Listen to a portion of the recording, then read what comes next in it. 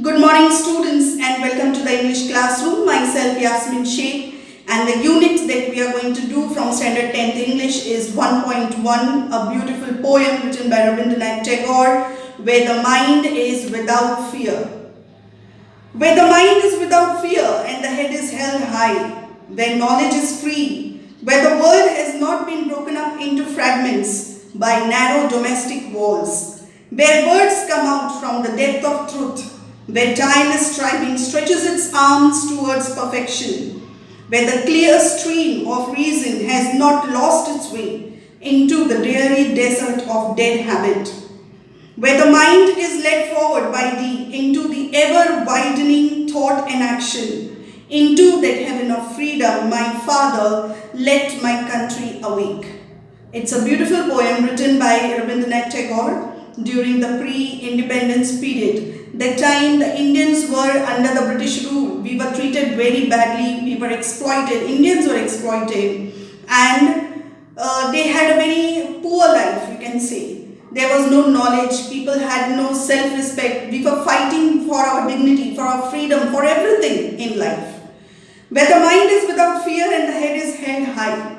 The poet wishes through this prayer poem that in this world there should be complete freedom for India, where everyone's mind is without any fear and everyone's head is held high. We do not bow in front of others. Where knowledge is free. In those days, knowledge was given to a limited few privileged classes. It was not open to all the Indians like how it is today. So that time he wished that where knowledge is free, where everyone can go and access it. Where the world has not been broken up into fragments, into pieces. By what? By narrow domestic walls. Where the world is not divided in the name of country, in the name of religion, in the name of any other things. Where the words come out from the depth of truth. Where tireless striving stretches its arm towards perfection. Whoever, whatever that person speaks, the leader speaks or people speak, it should come deep from their heart. It should be truthful.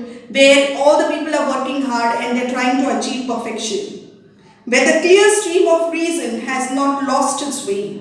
All the high or dignified leaders or social workers or freedom fighters, they should not lose their reason. Just like into the dreary desert, into the sand of dreary desert, dry desert, the stream of reason is lost. The water is absorbed in the sand and it vanishes. So like that, the reason should not vanish. It should always prevail.